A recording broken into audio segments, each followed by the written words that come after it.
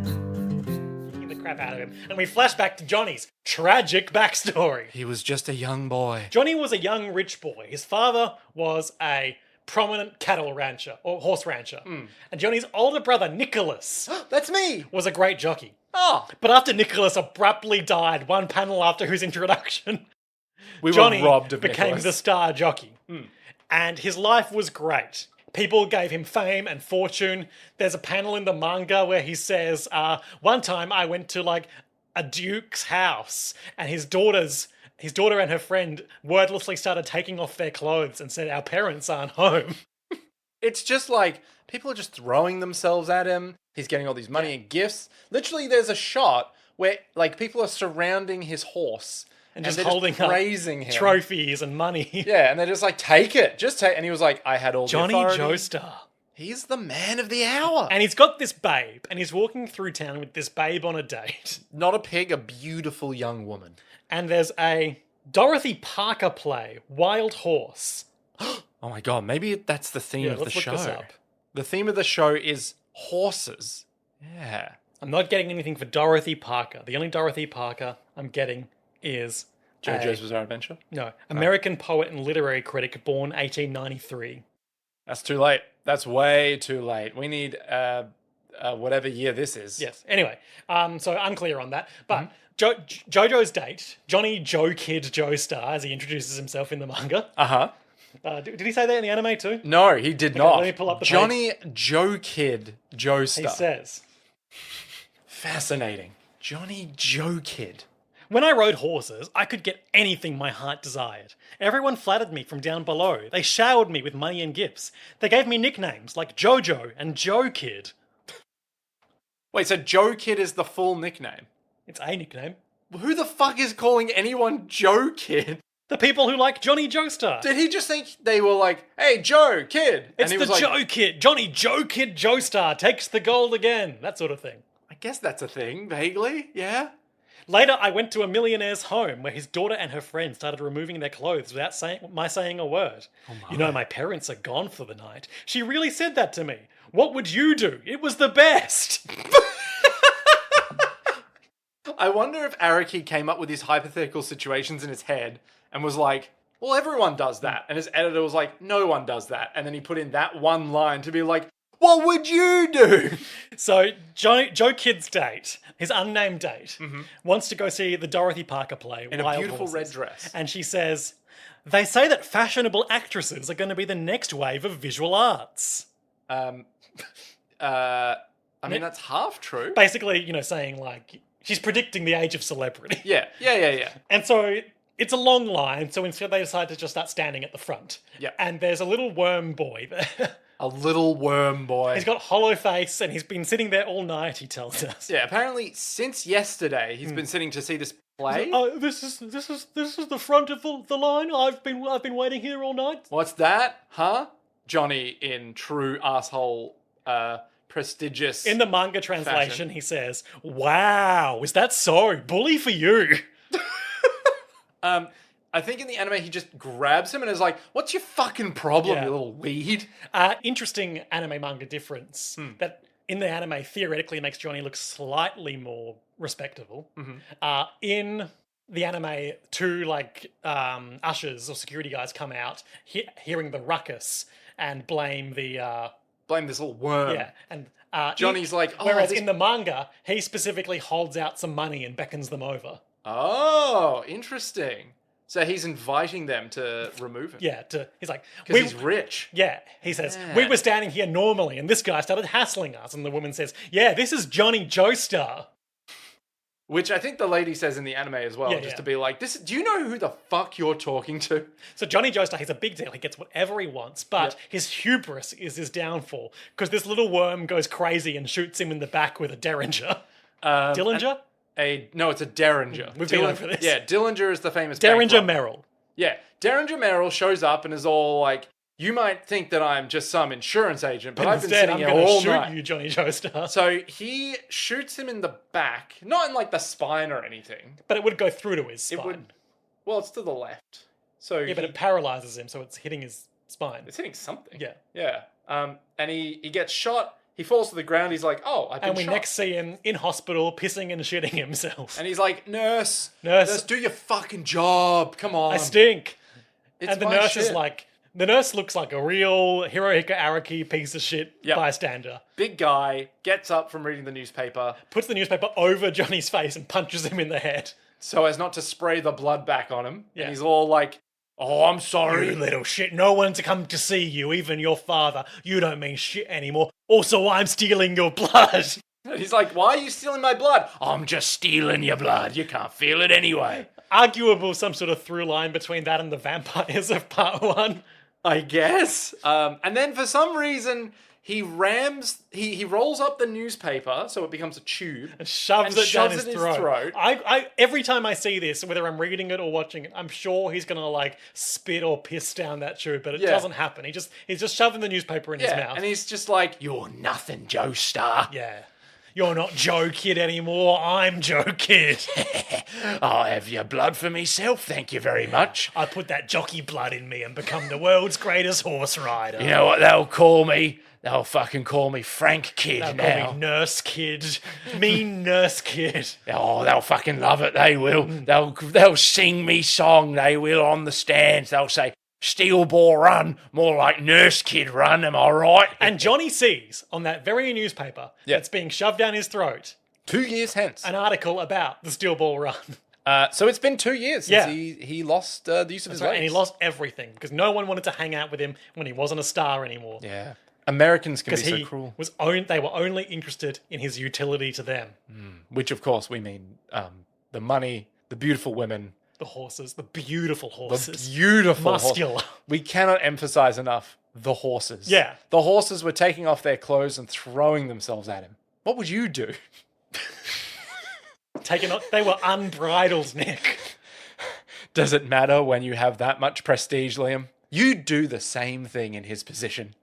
So yeah, he's just like, he's read about the Steel Ball Run. 2 years pass. Now the Steel Ball Run is happening. He wants to know about these balls. I think this is the bit where he crawls into the Registration office. the registration office, Yep. and is like, "You there, registrant. Register me." Take my money. I'm gonna compete in the Steel Ball Run." And I The think, Steel Ball Run?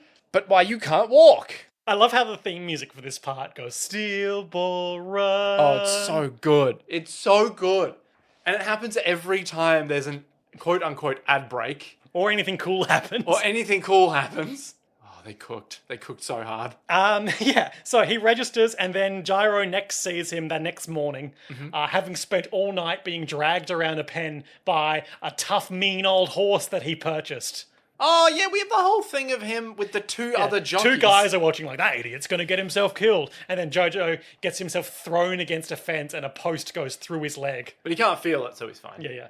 And so they're just watching him being like, this guy's going to get himself fucking killed. He can't even get on a horse anymore. What's the joke that they make that they then laugh their asses off Let's at? see. Let me take a look. Because I found it so funny. So, these guys really remind me, and I know this isn't a deliberate illusion, but there is two similar, like, goons. Dio's little flunkies in episode 1 of Phantom Blood. No matter how much of a famous jockey he used to be, that's just sad. For the horse, that is. And I just love their laughing faces are like way back. Like they are laughing their asses off. Then the fence breaks right in front of them and they're like, "Oh shit, this is fucked up." I can't quite remember the name. We get... Gyro spends a little bit of time with his horse Valkyrie. But especially talking to him and reassuring it. I can't powerful quite beast. remember the name of Johnny's horse at the top of my head. I'm sure we'll get it later. It's like Snow Dancer or Cloud Dancer or something like that. Fuck Slayer. But it's a real horse girl horse name. Yeah. Who has Shadow Rider or Shadow Silver Bullet is Dio's. Okay. There was one that had Shadow, or maybe it was Black Bandit or something like that. Someone had it. I don't know. Are you talking about Domino, which I told you about earlier? No, I can't remember. It must have been, maybe it is Johnny's that they name and it's like Black Shadow or something, even though it's a white horse. I don't know. The guys ask Gyro what he thinks, and he's like, well, if you ask me, Anyone who could get on that horse in that condition would be beyond human. And so Johnny's like, I've got to impress him to learn the secret of the steel balls. This is my life's work has come to this. And so he spends the next 24 hours trying to get on the horse. Yep. Meanwhile, Sandman experiences a microaggression while he's trying to register for the race. He comes in and the guy's like, hey, you got to pay to register with the white man's money. So he pulls out a small satchel? clothed thing. Envelope? Item. Yeah. And there's a huge green glowing chaos emerald in there. And this guy is like, whoa! Here is your attendance. And I think he gives them a gold coin as well. So it's probably a silver coin, like a mark of... this is my token to be competitive. So it's got the race logo. Yeah, everyone that's registering gets... Sandman gets saddlecloth $9.90. Don't know the meaning of that. Yep. And his coin. They're like, we'll take the nose print of your horse so we can prove it's your horse. And it's like, you don't need to because I'm running with my own 2 legs. And the guy's like, whoa. That's so dumb. Okay, sure. That will never work. Yeah. I haven't really talked about Sandman's design, but he's wearing like... JoJo-esque Native American garb. He's got like the moccasin tassels on. Yeah. He's not barefoot, but he's got like running. Isn't he? He's got like wraps around his feet, not proper shoes. Like his toes are exposed, but the actual like sole and heel are wrapped up in white. Yeah. You know that like white tape that we see every anime character put on his boxing glove. Then he's got like a loincloth and kind of a singlet. My mic is falling over. And like almost teal hair braided either side of his head. He has a striking design. He's cool. Oh, we forgot to talk about Johnny Joestar's blue lips. Or Sandman's blue lips. Or Gyro's purple lips. Yeah, everyone's got their lip game on point. Yeah, just a lot of lip stuff. The morning of the big race, Gyro is packing his bag. He's holding a pink teddy bear and some scissors for like cutting bandages and stuff. And he's weighing up which is the more important to choose. And guess which one he picks? The teddy bear. The teddy bear. That tells us everything we know about Gyro. He might be an asshole, but he's got his priorities straight. The scene's a bit longer in the manga. He also weighs up whether or not to bring toilet paper, and then we see, like, in a thought bubble above his head, leaves. I can just use leaves instead, presented visually. Right, I see. Oh, no. The starting line. 2,000 horses stretch along the San Diego beach. That's right, we're an hour and a half in and we are starting the race.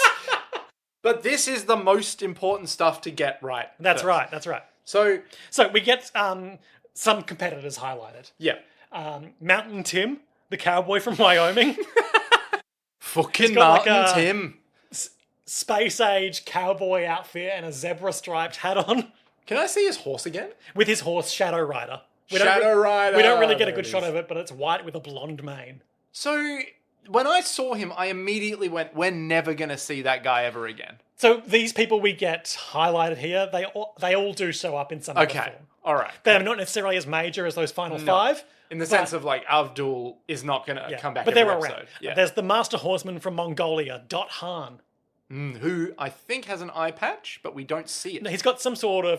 He's got a strap. Yeah. That's, like, going around, but it looks like an eye patch that's going behind his nose. Who's to say? But we can't... It could just be JoJo fashion. It could be. It's impossible to say. His beloved horse is named Number One, not to be confused with having Saddlecloth Number One, because that's what Dio has. What's old fucking Mongolia lad's number? Doesn't say.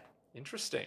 As alluded to earlier, there's Avdol, the nomad from the Sahara, who rides his camel across it 3 times every year. I quite literally pointed at the screen, looked at Liam and went, But I swiftly drew your attention back to the screen because... Who's next to him? Appearing alongside his beloved horse, Silver Bullet, with Saddlecloth Number One, the nobleman of British horse racing, Diego Brando, also known as Dio. Oh my god. We get a bit more Dio exposition in this introduction in the manga. Go on. It was I, Dio Brando. I'm just going to do a Soul Reaver exposition here.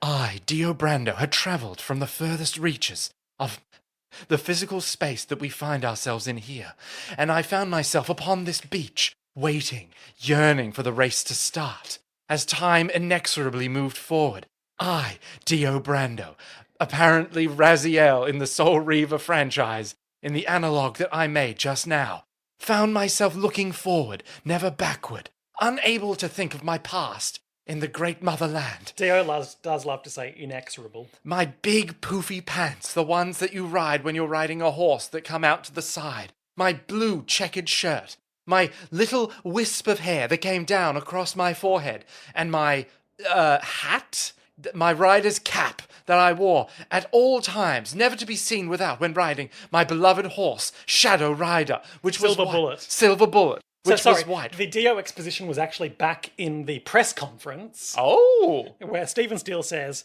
the English commoner who was raised by a noble family. His natural talent as a jockey is undisputed in the horse racing world. Diego Brando, also known as Dio.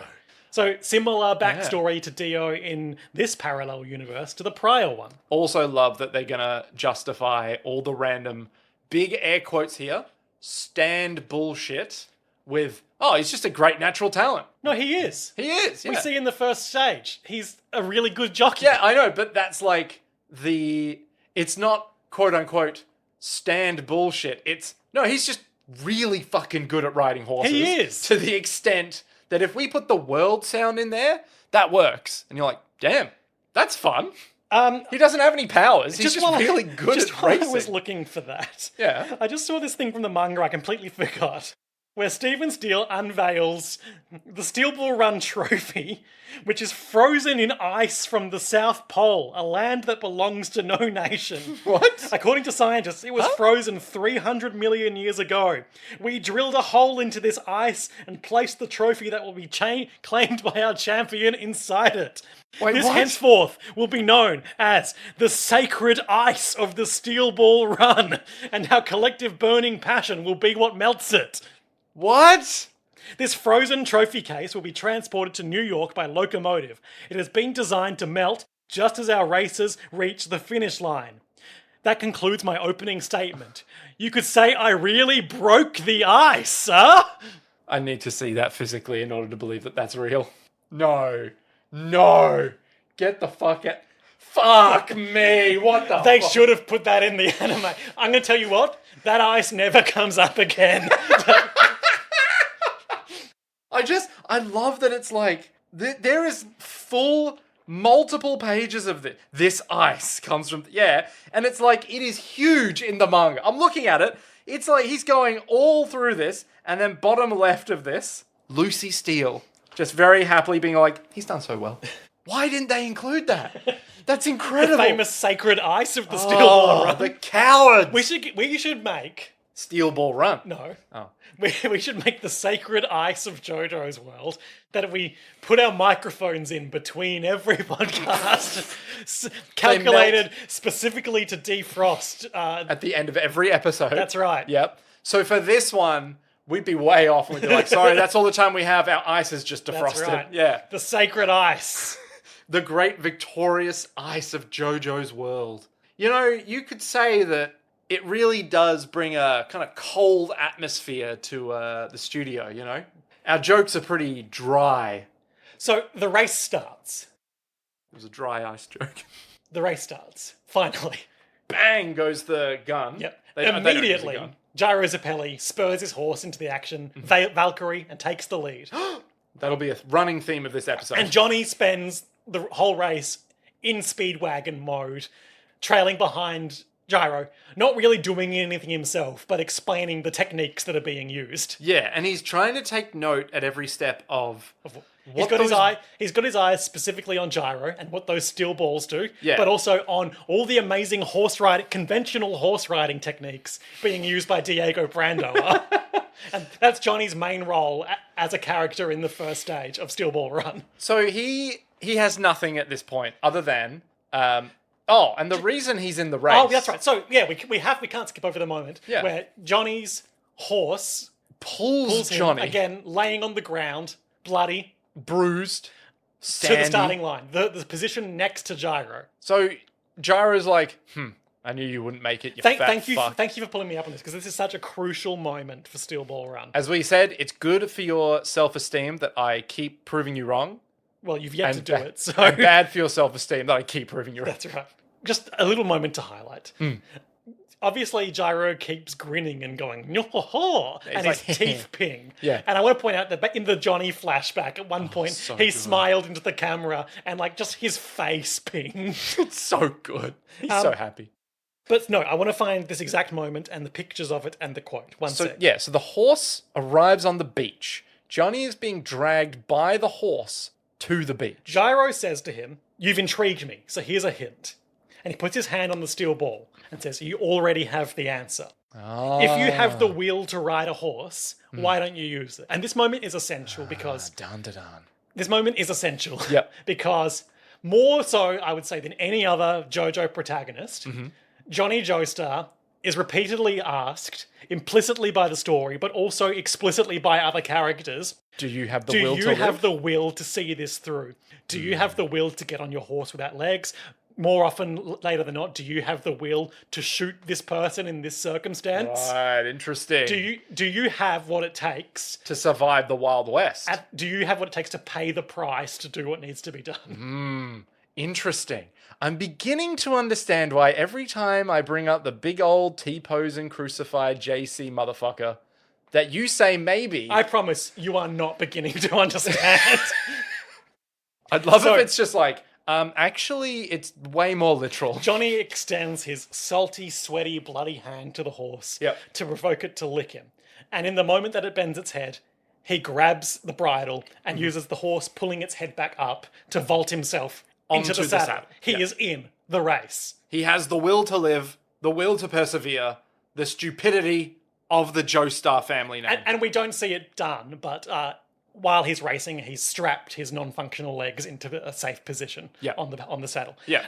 But no, so the race takes off, and there's just one moment with Johnny which tells us about his bona fides as a rider himself, because two competitors either side of him, their horses are getting crowded and violent. He sees this, he has the situational awareness to comprehend this, he drops his horse back, those two horses collide into each other and go flying into the sky like Team Rocket. But Johnny continues. The commentators in the hot air balloon are like, and they're off, and already. Yeah, there is a commentator just shouting to no one in the hot air balloon. microphone? No, microphones don't exist. But then what is he holding? There is a man next to him with a light shutter box Yeah. relaying the commentary in Morse code. But like insane behavior, right? Like absolutely insane. How would you do it, Nick? I wouldn't for a start, because like everyone's on the train watching it themselves. Only the rich people are on the train. Okay, sorry. Everyone else is on the ground. Yeah. And they're just watching as these fucking horses are, Mm-hmm. riding off into the sunset. Or should I say the sunrise? Because it's west to east. Sorry. Yes, west to east. And the sun rises from the east. Rises from because the sun goes that way. Point being, they ride off into the sunrise. That's right. Gyro streaks ahead, but he is immediately beset by two competitors. Diego Brando and Avdol with his camel. Now, this The may camel seem... weighs 1.5 times as much as a horse. It's like in Mario Kart when Bowser is heavy and he can bash you around. And you're playing Toad because it has really good acceleration and pretty good top speed. And his mushroom hat looks kind of like your own Gyro Zeppeli hat. You see a lot of through lines between you and Toad, right. including him screaming inappropriately in social situations. And you think to yourself, maybe I should get grills like Toad. How does Gyro resolve this aggressive camel situation? Well, I mean, Abdul straight up is like, oh, I'm on a camel. Yeah. I'm just going to ram you now. Yeah. So the commentator's like, he's ramming him with his camel. And Gyro goes, I don't think so. And hucks a ball forward, Yep. like way, way forward. And I thought he just missed. But that's where I'm wrong. As Johnny explains after the fact, he used the steel ball to locate a patch of cactus. Luring him and the camel towards the cacti. And then, because Abdul is obviously, He's so focused on aggressing Gyro. he's trying to ram him He doesn't so that, see the cactus patch. and he just runs right into it. Camel falls over, he falls over, and I'm pretty sure he just goes, what the fuck? Yeah, and he's out of the race. And that's it. I think on Avdol, it's probably the moment to talk about parallel dimension characters. Yes. So, So obviously we've got some characters like Avdol, Diego. not Diego. We've got some characters like Avdol, the only one we've seen so far, Yeah. who is just a cameo that represents, a prior JoJo character. Like, Yeah. there's not a lot to him. He's just there to be like, hey, I recognize that. Then we've got characters like Johnny and Diego. Who are new characters. But With subtle there's through lines. obvious resonances between them and the characters we recognize from JoJo's Bizarre Adventure Part 1, The Phantom Blood. Yeah. I feel like Johnny and Jonathan work really well together as a pairing because of Jonathan's like intense vulnerability and naivety, which we'll see contrast pretty heavily with Johnny as we go. And as I've mentioned to you before, the whole thing with Diego is that because we know that Diego is Dio, we're predispositioned to be suspicious of him as an ultimate villain. Yeah. So later on, when the characters are like, watch out, it's Diego over there, we're like, oh, that Diego. That Dio Brander, I would. But we'll have to see how that plays out in the long term. Yeah. Whereas Abdul is just... Yeah. We understand, he's even Abdul. even though all these other characters are described as like the cream of the crop of writing in their own area, because Dio is Dio, we see Dio, and even though he's got basically the same tier of description as everyone else, we know like, oh, he's serious shit. Yeah. He has the world. But he's not a by vampire. being an incredible... He doesn't have time stop. He's just got incredible just a natural guy. talent. Yeah. I love that it's like, no, he's not powerful. He's just a guy, but we know. And we get some more Dio backstory later that really delves into how he's a different person from Dio. He's on a different level. No, I'm talking about... Oh, from Dio. Yeah. Oh. I'm talking about how they are different people. Okay. Interesting. So not the same, like literal, not the same person. That's right. Okay. Do you understand what I mean? I think so. He's not a vampire, so there's that. Dio, Phantom Blood Dio, threw away his humanity in pursuit of power. Yeah, this Diego Brando has not done that. Yeah, and we'll learn more about what he wants and his motivations later on, which are distinct from old Dio. Yeah, he has different motivations. He's a different character. He's a different person. Because we recognize him as Dio, we come in with certain expectations. Yeah, we think him. we think he's a different person, but he's actually a horse. Liam has I would just love for you to listen to me in this moment. No, he's like, he has different motivations. He is not that Dio. But it's playing on our expectations. Exactly. It's subverting our expectations. Exactly. It's Games of Throning Dio Brando. But it's not it's Dio in Brando. this moment building your expectations to explore the differences later. Because he's not Dio. But he is a hell of a horse rider. And he recognizes that Valkyrie has a quirk, which is that after every 8th breath when exerting herself, she swerves left. And if Dio times spurring his horse to that swerve when Valkyrie loses a little bit of speed, he can preserve his own horse's endurance while closing the ground and then subsequently building the gap from Gyro. So does this feed into the thing that comes later where Johnny says, I know that technique, it's the wind... So again, this is just Dio demonstrating that he's a incredibly talented jockey. Yeah. So now he's observing the foibles of Gyro's horse and using it to his advantage. Later on, he is slipstreaming. Yeah. He's crazy good. Using conventional jockey techniques at an incredibly high degree of execution. The problem is, he didn't account for literal magic. Yeah, he didn't account for the fact that Gyro will use his magic to cheat throughout this whole race. I don't know if this is a spoiler or not. Does Diego Brando know that there's literal magic in this world? We'll have to find out. Does anyone know there's magic in this world? They come to a bridge over a dry river. It's not that deep at all. No, it's like, it would cost you time to go down and through. Yeah, and in a race, there's no time for that. So Gyro throws his steel balls into the haunches of his horse. Again, the muscles twirl and launches his horse into the air. Breaking the he bridge in the soars process? over the top of Diego, looks down at him literally once again, and says, so my horse has a quirker? Well, why didn't I just use that against you? Lands and smashes the bridge immediately behind him. Dio hesitates. So not only does he now have to... get off the bridge. Well, not everyone else has to go down through the ravine and up. But not only does Dio have to do that, he has to turn his horse around, go back along the bridge, rebuild his momentum. He's going to go near towards the back of the crew. For a lesser jockey, this would eliminate him from the first phase. But Diego ain't no horse. Meanwhile, Poco Loco has slept in and missed the start of the race. So Poco Loco. Poco Loco. He's African American. Yep. His grandfather was a slave. It's not really gone into in detail in the anime, but the manga tells us that his grandfather was a freed slave, and so he is a free man living in, I think, Georgia. That kind of But tracks, he's still subject to systemic racism. Like the expectations the of the conversation time. with his uncle is a bit more in depth in the manga. His uncle talks about, even though we're free, we're still gotta never work we're still and- never going to get a fair shake. So we've got to work hard. Yeah.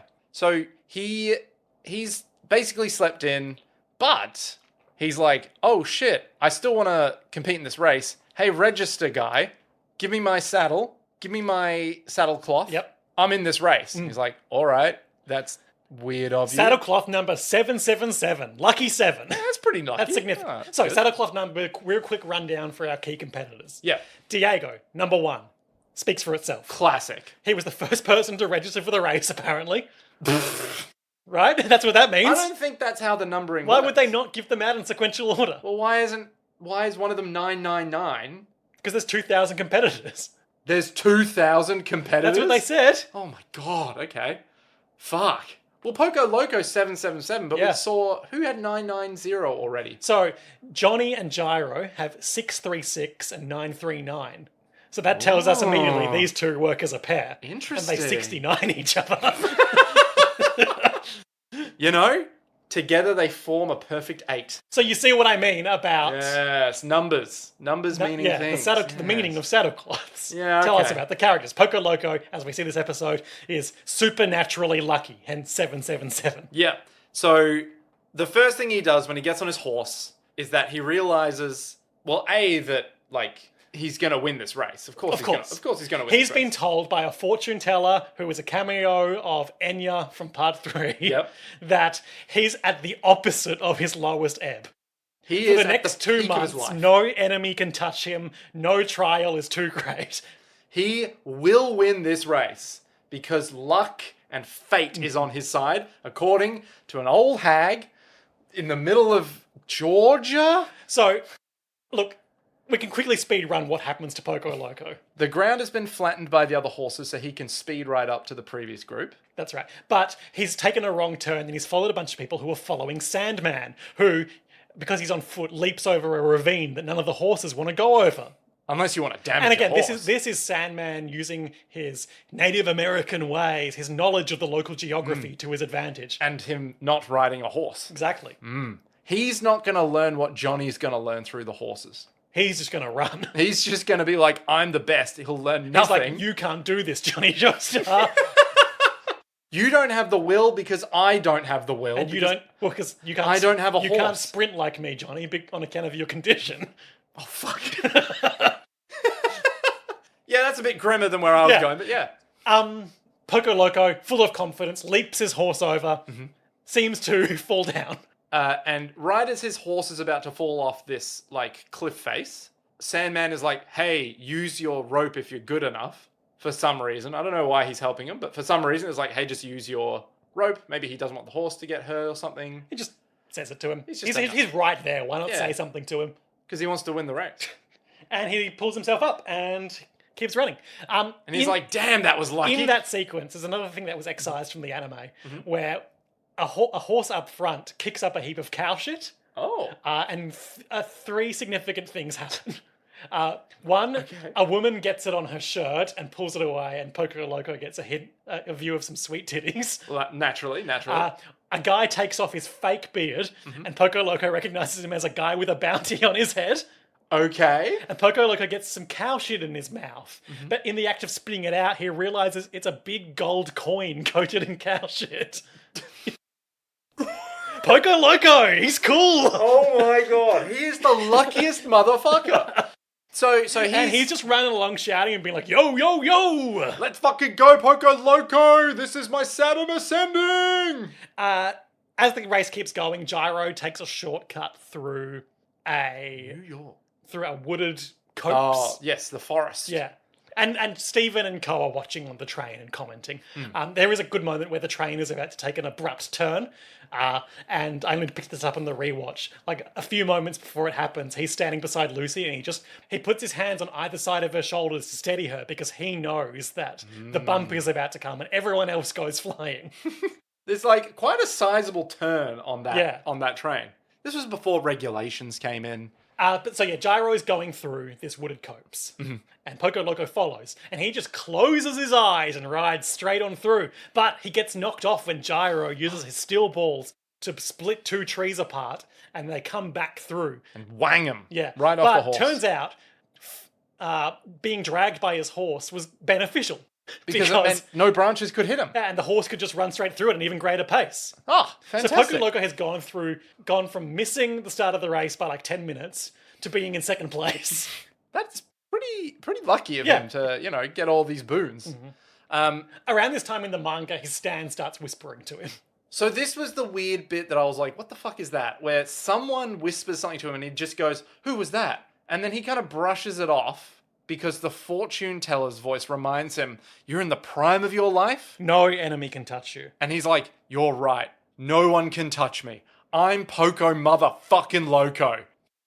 I'm just pulling up the page so I can show you the stand, so I can then share the Jojo Valet commentary for it. Oh, hell yeah. There is one line of dialogue I've just seen that I want to share.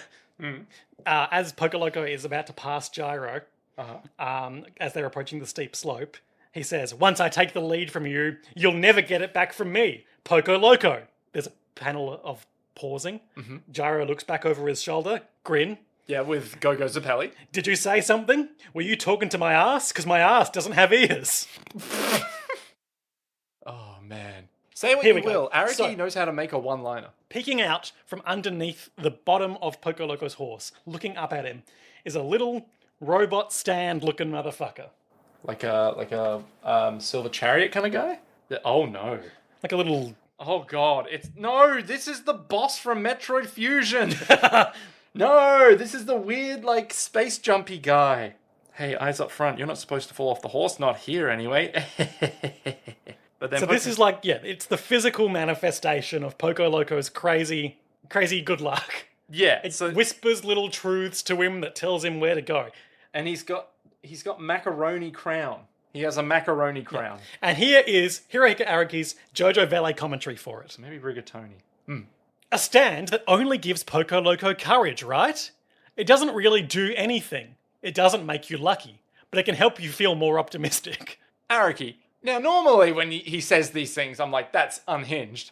That's just straight up false. I mean, according to this, yeah. it is just, Poco Loco is just lucky. it is the placebo effect stand. So you're telling me that this thing isn't a stand, he's just crazy. He's just crazy and lucky. So that fortune teller actually correct in that Poco Loco, this coincidentally, right? Just a really good point of time in your life, okay? Yep. Great time. The summer of Poco Loco. The voice you're hearing right now, coincidental. God damn. Okay. Nick. Yes. Hey Ya is a song by American hip-hop duo Outkast, performed by Andre 3000, who wrote and produced it. I thought it was 5,000. Well, fuck me. Okay. Yeah, they're still working on a later model of Andre. What do we know about Hey Ya? Hey Ya, I believe, is in 5/4, but no one actually knows that. Okay. Which, when you listen to it, if you just count 1, 2, 3, 4, Oh my god. it doesn't work. Review excerpt from the Wikipedia page. Yeah. The song's unusual arrangement drew comparisons to artists from a variety of genres. Pop Matters described the track as brilliantly rousing and spazzy with electrifying multiplicity. Oh, buddy. Oh, buddy, that hasn't aged well. No. It's aged like fine skim milk. NME likened it to trying to classify the song as akin to trying to lasso water and described it as a monumental Barney between the Camberwick Green Brass Band, a cruise ship cabaret act, a cartoon gospel choir, and a sucker MC hiccuping Shake It Like a Polaroid Picture, backed up by the cast of an amateur production of The Wizard of Oz, sort of. Were they high when they wrote this? Like, were they just That's journalism, baby. or music journalism? My God. The lyric, Shake It Like a Polaroid Picture, along with the song's commercial success, helped to temporarily revitalize the Polaroid Corporation, which had did. declared bankruptcy in 2001. I remember this was a whole thing when it came out because we would have been in school when this came out. Yeah, I remember All this. the kids were starting to buy Polaroids again. And I remember even at uni, we would play that song at the few parties that I would go to. Okay, sure. I went to things, god damn it. But people just had Polaroid cameras that they were like, yeah, shake it like a Polaroid picture. And I was like, are we still quoting this? It's been 10 years, man. It's a real earworm. It is. And it's not in 4:4. Okay. Other things on Poco Loco is it's worth mentioning there was that little boy in Phantom Blood, Poco. I was going to say he looked a lot like the guy from Phantom Blood, but I couldn't remember No, he Poco's didn't. name. Yeah, he was like a little kid who was... I don't think they look alike at all. Oh no, I've been But exposed. there's Poco, and apparently the name is derived from the Afro-Cubanist standard Un Poco Loco, composed by American jazz pianist Bud Powell. Sick. I don't know anything about that. Well, Poco Loco wears these goggles, you see, on the top of his head. And he wears like orange, yellow kind of... No, he doesn't. Oh no, I've been exposed. He's got a jockey's cap with like weird like metal discs on it. Ah, okay. What is his outfit, actually? Just like a jockey's outfit. Oh, He's got a yellow Normal jockey's sleeveless shirt. It's kind of torn. And He's got these bright red pants. We love They some make him bright go red- faster. Well, they're his lucky trousers. Yeah. I can't fucking believe he's just lucky. It's great. Oh my god. Anyway. So, yeah, look, some more minor race stuff happens. Wow. So he basically tries to overtake... Yeah, they come to the final 2,000 meters. Yeah. 2,000 yards. Oh, sorry. I don't know yards. The problem is, No one does. it was written in meters by Hirohiko Oh. Araki because, like all good-thinking nations... Yeah, they use meters, yeah. And then for the manga translation, they switched it to yards and inches and things of that nature. Oh. And then I think they've done the same for the anime. Oh, that's really weird. But as a result, it gets really mixed up in my head. Yeah, no, that's really fucking weird. Because then all the distances would be wrong. Well, they've adjusted them accordingly. Oh, okay, good. They haven't just... I've actually got a note about that from the manga volume here. Really heavy on the notes this week. Well, we gotta be. Although this story is set in America, the original Japanese publication of Steel Ball Run used units of measurement familiar to Japanese readers, so that they would have an immediate understanding of the scale involved. For this reason, we have opted to use measurements appropriate to the setting in the English language publication, feet, inches, miles, etc. Both the Japanese and English language version include monetary amounts in dollars, with the values expressed as what they would have been worth during the manga's original publication in 2004. In 1890, workers earned around $1 for a day's work, but with an amount like $10,000, for example, it would be hard to understand if that was a lot or a little for the time.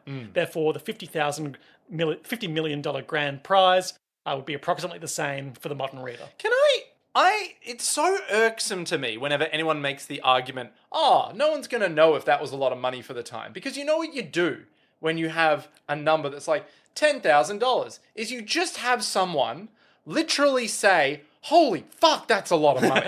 Like, you just do that and they're like, oh, okay, it's a lot of money. Well, Gotcha. we have, of course, famously insisted every time yen came up previously in the Japanese set parts of JoJo, no one knows how much money that is. But, you know, that's not a real we're currency. being glib, and Yeah. we obviously understand from the context whether something was a lot or not. Yeah, I mean, if you have, like, someone saying, oh, that's remarkably cheap, it's like, oh, so that must be remarkably cheap in the setting that we're currently indulging ourselves in. They come to this really steep hill. The train is pulling alongside. Everyone's watching the final stretch. It goes downhill, which means that the It's like horse a could go... 50-degree decline. Yeah, the horses could go too fast. 30 degrees, 50 meters. Yeah. Whatever. What? It's steep. It's steep, It's steep as and it's fuck. big. It's Steven Universe steep in that. I heard steep and thought Steve. I don't know why. Don't worry about it. Steven Steele. So the point is, if they go down this hill... Steel Ball Run. Stephen Steele. Steven Universe. Steven Steelball David Runiverse. David Lynch's Steven Steelball Run Universe. As they are approaching the slope in the anime, as you alluded to earlier, Poco Loco hears a mysterious voice saying, "Are you scared, Mr. 1 in 5 billion?" And he's but like, he "What?" doesn't get a little poppet. No, he just hears the voice, shrugs it off, and goes, "I'm motherfucking Poco Loco." Jets it down the hill, immediately eats shit, but lands on a cow carcass. His horse is unharmed, and he is able to surf the cow carcass down the slope without risking his horse and giving it a nice little break. It's incredible. Johnny and Gyro use conventional horse racing to safely Go down the this hill while riders all around them collapse. As Poco Loco pulls ahead, Gyro is like, well, I'm going to knock that rock off to teach him a lesson. So he hucks a steel ball at the rock. Yep. It breaks off, but before it can fall on him... In that very moment, Sandman happened to be passing along that top rock, and he's like, who the hell is that guy? Why was there a guy there? Why is there a person on that rock? Yeah. And how is he at the front of this race? So as a result, the rock misses Poco Loco. Mm-hmm. That's pretty lucky. So Gyro declares he's simply got to spur his horse and charge ahead. But it's too soon. Diego has also made his way back to lead the pursuing pack. And Johnny is also here. And Sandman jumps down from his mountaintop shortcut and is currently leading, but it's going to be hard for him to maintain his lead over the horses. And we have these 5 competitors streaking towards the final 1,000 yards of the race. So and there's a great moment where they're all sort of declaring their intent, and as we cut to each of them, you know, the camera shifts to their own like personal color schemes. It's hype as hell. The music swells. I want to highlight one particular moment, which is Johnny Joestar declaring, "The one who passes you will be me, Johnny Joestar." And in particular, in the French dub. Wait, what? I haven't listened to this myself, but I saw a post that shared this. If I can find a clip of it, I'll drop it in. In the French dub, Johnny declares, in French, obviously, In a French accent. "The one who will surpass Gyro Zappelli is me, Johnny fucking Joestar." Yes! Saying fucking in English. Je suis Johnny fucking Joestar. Oh. Et je se passerai. Johnny fucking Joestar et je le surpasserai! I am Johnny fucking Joestar. And I will surpass you. Incredible stuff. So we're going to call him that from now on. Johnny fucking Joestar. Johnny Jojo fucking Joe Kid Joestar. Johnny Putain Joestar. If anyone knows, what's the equivalent of the English fucking but in French? Merde, maybe? Johnny Mad Joestar. I mean, they're all, all swears are rough equivalences based on how you use them, right? Rather than the literal meaning. Le Francois, what is it to me, you know? Because you use putain as like a general exclamation as well, even though it's literally like whore or whatever. Yeah. So... We all learnt French from Expedition 33. God did we. God did we. I mean, I learned French in school, but would you believe I forgot it? Me too. Gyro looks back over his shoulder and is like, "Johnny Joestar, I'm impressed you made it this far. Do you know shit about ships, Johnny?" And he's like, "Ships?" A ship goes fastest when it's got a headwind, and the beautiful Santa Ana winds are blowing in from Mexico right now, making us all crazy, like popular myth says they do. Question. Do you know about this? Which direction? People in California say the Santa Ana winds make you unhinged. Do they actually? I don't know. I mean, no, because it's crazy. Did they back in but the day? it's kind of like a full moon effect, you know? A full moon. Oh, werewolves. Oh, that I can... Yeah. Wind werewolves. Yeah, wind werewolves. That makes a lot more sense to me. San Diego wind werewolves. Santa Ana wind like Santana from JoJo's Bizarre Adventure Part 2. Santa Ana Battle Santana. Tendency. Remember? The Pillar Man? Santana? Oh, I remember in Mexico with the Nazis. Was Santana was the guy they defeated first. Yeah. Yes. And he was trapped A nice in the big little bunker. verbal throwback. Yeah. The Santa Ana winds make you crazy. Santana... There's a whole song in Crazy Ex-Girlfriend about it. I'm trying to think of like a tongue twister here. The Santa Ana Santana winds of San Diego make people insanity. It's not very good, is it? No, it's pretty shit. I should be Headwinds, ships. He once again uses his steel balls to make his back cape furl out like a sail and catch the wind using the Bernoulli principle. I know that principle. To give himself lift and make his horse go faster, thereby winning the race. Liam, can I tell you a little bit about the Bernoulli principle? If you must. Because I think it is a little bit unhinged. You know how aeroplanes work? how they're In like principle. they're flat on the bottom. Like I actually the have a wing. coworker who's studying to be a pilot right now, so she has told me a lot about the lift effect. Yeah, so it's like you have the bottom bit's flat and then the bit on the top is curved. The Bernoulli principle, okay, follow me here. If you have two particles of, Wind. the wind comes in, it hits the wing. The golden wind. And Speaking to your microphone. You got the wing curves up on the top, so the top particle goes above the Speaking wing. to your microphone. It goes above the mic. It goes above the microphone. The wind goes above the wing, and then it comes back down. That's right. The Bernoulli principle, which I think is insane, is that those two particles, Create lift. this goes up, and then it comes back down at the same time. And that creates lift. No, just think about that. This one goes up. You're not blowing my mind. I've heard this before. Yeah. At the same time, it comes back down. What the fuck? And that's how planes work. And also how Gyro's horse works. But like this little fucking particle goes up, but it doesn't. How is it reaching it at the same time? It catches the wind and it makes his horse go faster. The world's Bernoulli first principle. sail horse. The sail horse. That's right.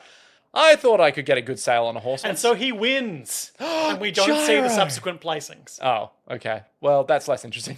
I'll check if the manga gives us to it, actually, because there are frequent leaderboards in the manga. It feels like this is the most detailed part. Detailed part? Yeah, detailed part of JoJo's Bizarre Adventure, where they said people win an amount of money in each place.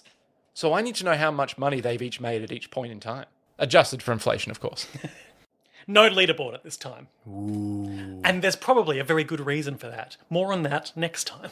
But that is the end of Steel Ball Run, the first stage. Gyro is riding his horse over the finish line, arms raised in the air in victory. Everyone's cheering him right now. All 50 Lucy fucking Steele, thousand of them. watching from the train, declares the man who wins this race will be a hero to the world.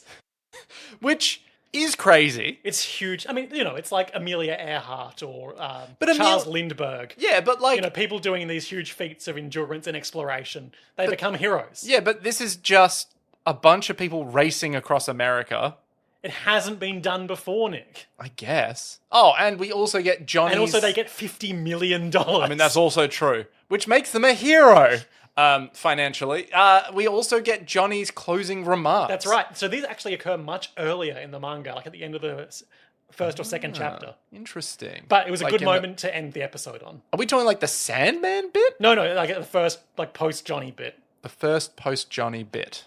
Or is it even the end of the first chapter? Yeah, this is what I'm saying. If it's that early in the manga...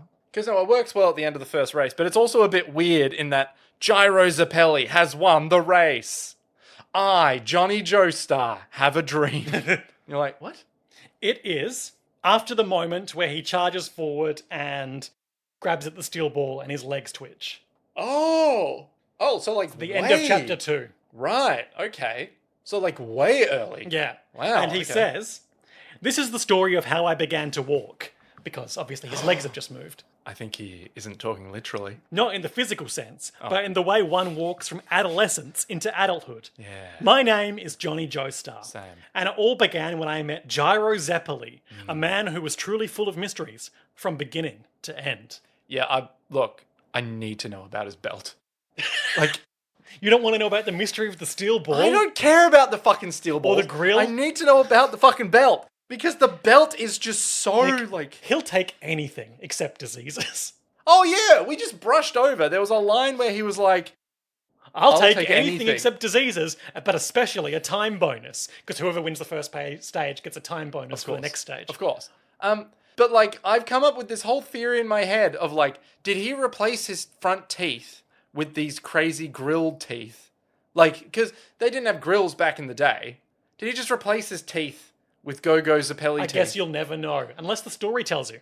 Ah, that'd be fun. And that's the end of the JoJo. Highlights. And lowlights. Much to think about. So difficult. Oh. I mean, honorable mention to Poco Loco. We love Poco Loco. Just almost everything he did this episode, I like this guy. I like this guy a lot. I want to give my highlight to Gyro wanging his steel ball at unnamed pickpocket number 1. For a few reasons. The first instance or the second instance of hucking the ball? He only does it the once. I thought he does it a second time to make him woodumph his head. No, that's just because he tries to shoot Gyro. after his muscles have been contorted. But I thought he threw it back a second No. time. Oh, he only does it. He throws Oh it no, he once. does the swoosh the first time, doesn't he? The little, Yeah, yeah. little pocket swoosh. That's right. That's what you're thinking of. Yes. No, the first throw, where it gets that spiral pattern in his muscles, Yeah. looks cool as hell. Yeah, yeah, It yeah. also tells us, like, in a genre space, we're working with cowboy, quick draw bullshit shootouts here. Yep. It tells us exactly what kind of story this is, and it looks cool as hell doing it. Yep. Magic and magnums. Sure. Yeah. Revolvers. Cowboys. Cool, sick. Your highlight. But there's so much. There's so many good bits. Liam, they're all so good. I'm gonna give it to. I can't just give it to the whole episode, can I? No. Damn it. I kind of want to give it to the first bit with Mr. Steele, as he's like proclaiming, "Oh yes, this is going to be Steel ball yeah, run this race. is it. This is the race." And then the hard cut to, "What if it doesn't work?" That's great. So good. It tells us a lot about that character, Oh too. yeah. But like, it's also very intriguing in that, And like, who's this mysterious 14-year-old wife? yeah, is it true that she's only 14? It's irrelevant to the race, though. I can't give that my low light because it wasn't in the episode. But I think I do want my low light to be the absence of the complete Sandman cold open. Because I feel like the It does such a great job. Amigara Fault-esque steel ball indents in the cliff face are a really cool imagery that I'm Yeah. sad to miss. Yeah.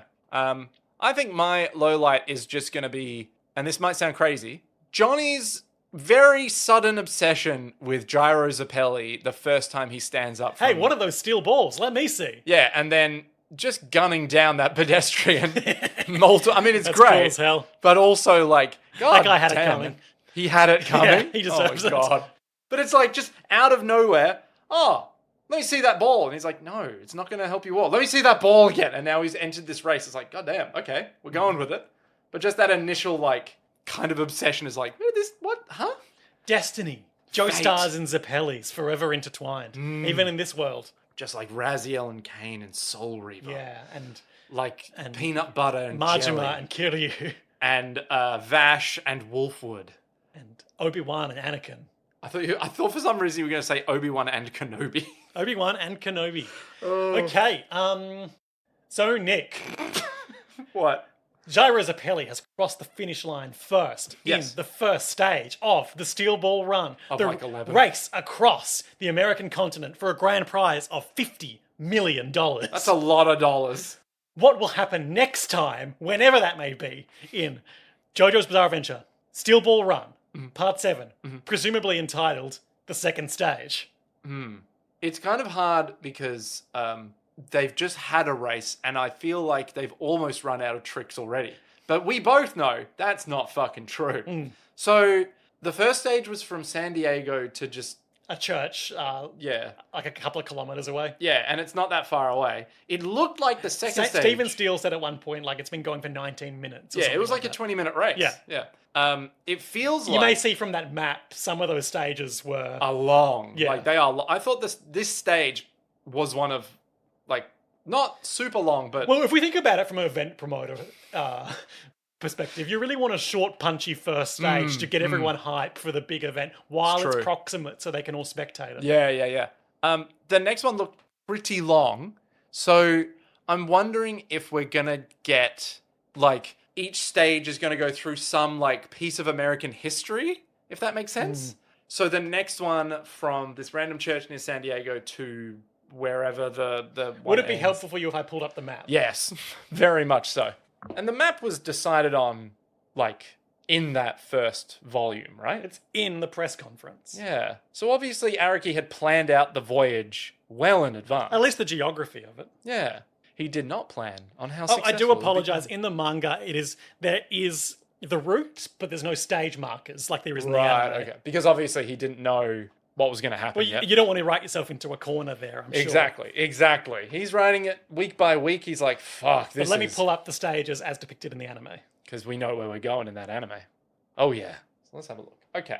So, yeah, the first stage was, like, San Diego Beach to that church. to Santa Maria Novella. Whatever. No one cares about Santa Maria. Then we're going to Monument Valley.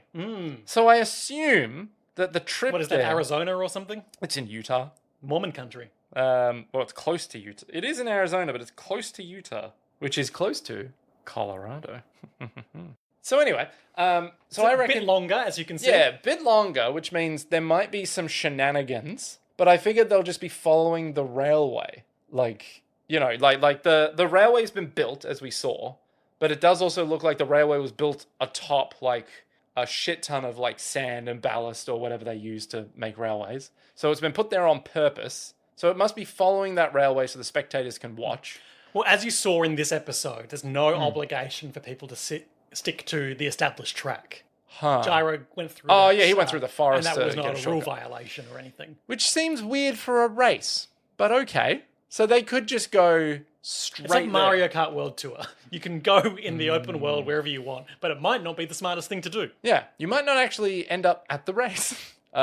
Okay, so in that case, yeah, I figure there must be some element of like American history that Araki's gone, oh, that'll be great. And then there'll be a through line with what actually happens in the race that will challenge the What people in kind the of race. like Western tropes or things like that do you think we'll see? We had the duel this episode, Mm-hmm. obviously. We've had some horse riding. I reckon there might be some bandits that show up. Like, that seems like pretty easy A territory to shootout cover. with some bandits? Are they part Yeah. of the race, or are they? No. Or are they no, being paid to interfere? Or I think they're just hungry for them. Like, you know how every Wild West movie has the Yep. bandits that stop the train and they're like, all right, give us the money, and that's how they get by. This will be the same thing. They'll try and stop the train. oh, train robbery. Yep. And do they have to divert from the race to save Stephen and Lucy or something? I... See, this is the part... So I guess, as part of Yeah. a broader question, do Yeah. you think the thrust of the story is going to remain focused on winning the race, or do you think that they will develop some other goals? I think... Well, Johnny's not here to win the race. Johnny's here to get Gyro's Johnny's here to balls. go where Gyro goes, Yeah, essentially. and that's basically it. Gyro obviously wants to win the race because he wants $50 million because he needs a new set of grills. But the He needs the money for his blind sister, Yeah. Yug. Sandman wants the money so that he can buy back the land. Yep. Or at the very least, just stick it to the man. Yep. Poco Loco wanted the money He wants his easy life. because he wants to sit laid back. Yep. And Diego Why Brando, do you think Gyro wants to win the race? he doesn't want to win the race.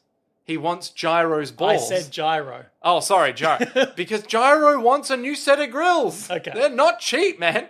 But also, I figure maybe he was a bandit. He's come from like... He's like a reformed or maybe less than reformed He's like guy. the Clint Eastwood man with no name archetype. Like he's kind of a dirtbag, but Yeah. he's got a heart of gold. But Yeah. you don't really know what his whole deal is. It's like he wants to make amends for a life once evil Sure. or something. You know, he's Okay. like, if I win this money, I can start over. And it's like, oh, well, why don't you just start over now? He's like, no. I who need do you to think? do this Who do thing. you think our ultimate antagonist is? Dio feels like he should be the antagonist, but it feels like he's pretty small time. I was going to say nature itself. But that Man also- versus nature. Yeah. One of the primal story types. It's the classic of, well, we're out in the wilderness, we're all going to die. Man versus nature. Man versus horse. Yeah. Man versus legs. Maybe the real antagonist is, like, as you alluded to before, if it's like, how far are you willing to do the thing to do the thing, right? Sure. It's like, is the It's about antagonist... overcoming the psychological barriers. Yeah. Is it about saying, what will you become? So it's not about like Johnny or Gyro versus a specific person. It's about them facing off against themselves and what they've done or what they want and then what that makes them out to be. Sure. But also I think there is probably just going to be Steven Steele is a bad man arc somewhere along the way. Oh, because of his 14-year-old wife. Maybe. But mainly because he's there with a bunch of rich people on a train. And They're I'm in guessing- luxury while we're slumming it on the race Exactly. course. So they're reinforcing the system. Class divide. Yeah. The oppression American of the bourgeois. individualism. Yeah. Okay, cool. Maybe that's the real villain. I had an idea for a silly question to ask you when I thought it was going to be a more conventional release style. And we'll Yeah. talk about that in a sec. Okay. But I wanted to ask you at the end of each episode, Hmm. divorced from like story structure, expectations where, in a typical shonen series, you might expect, well, ultimately the protagonist is going to win the race. Of course, he's the good feel-time story. Based on the current events so far, who is your pick to win the Steel Ball Run race? As if you were betting on it. Oh, fuck. Well, the obvious person right now at this instance is Gyro. He won because he won the first leg, right? He beat the really lucky guy. So that's pretty good odds. To actually win... Like overall, full-blown, who That's will right. win? Okay. Who will cross the final finish line first? Ooh. My money's on the guy who brought a car that could go 400 yards. We didn't really talk about him, but it was just worth getting it in there. Oh, God. That bit was so good just for him to be like, hey, this is a really Shall stupid we go back idea. to the homeland, my lord? Hang on, let me play this out. There's Johnny, Gyro, Sandman, Poco Loco, Dio. Dot Han, Mountain Tim. Yeah, Mountain Tim, Dot Han, Abdul. Yep. Is there any other names? Stephen Steele. Stephen Steele. I'll enter the race myself. And he rips off his shirt and he's jacked. Nanomachine son. What about... And I am riding the train. I reckon there's... Oh, and then it's a metaphor about, like, civilization versus frontiership. Because the train represents civilization. And civilization has conquered all. That's right. Yeah. I would say, right now, I get the feeling like Gyro Zappelli would win because he's won the first one. We're obviously setting him up for something that's like, oh, he's a bad guy, but he's not a bad guy. But also, he did just beat the guy with superhuman luck. So, if I had to place money on it, right now, at this instance, I would say Gyro. Great. Which is probably wrong. It could be Mountain Tim.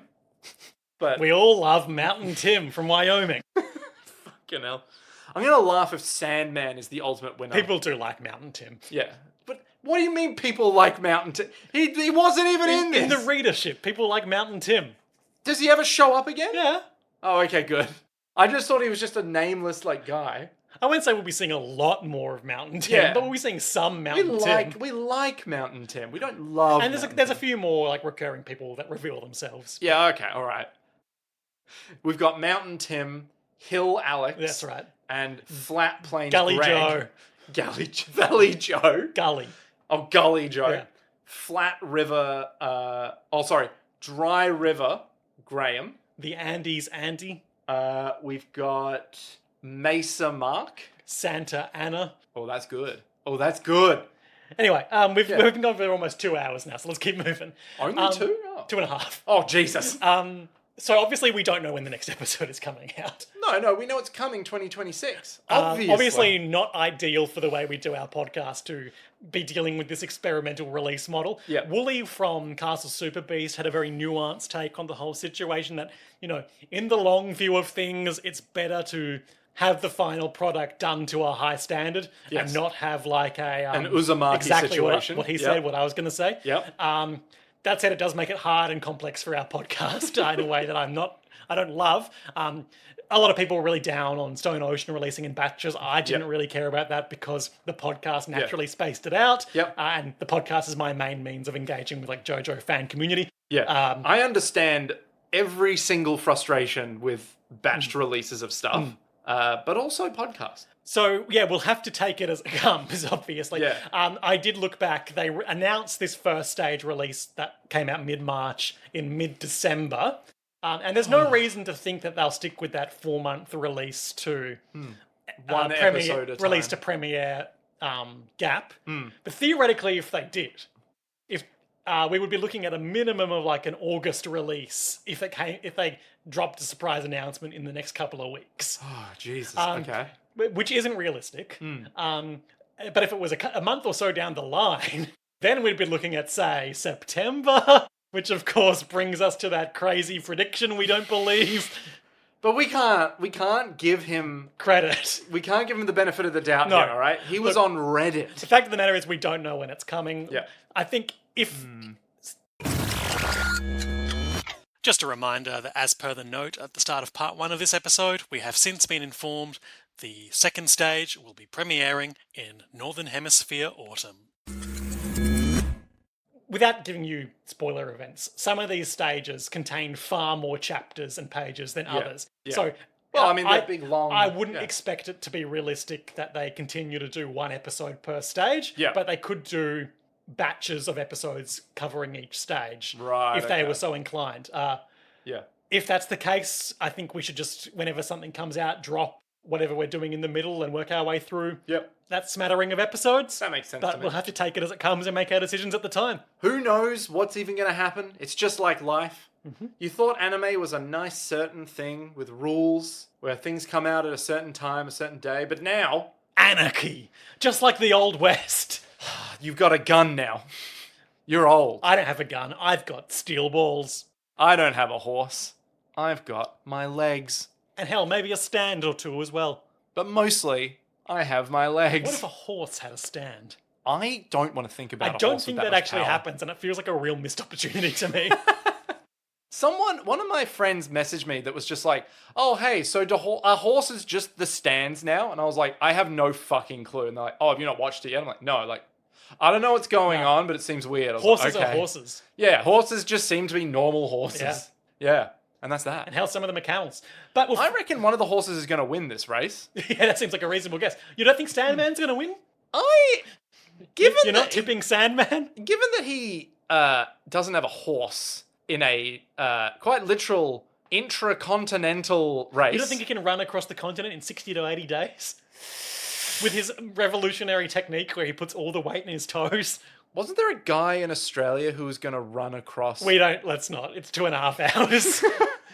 Anyway, So yeah, keep your head on a swivel for more Steel Ball Run JoJo's World. In the meantime, I guess we'll go back to Dan to Dan. hell to the fucking yeah. All right. But until then, To be continued.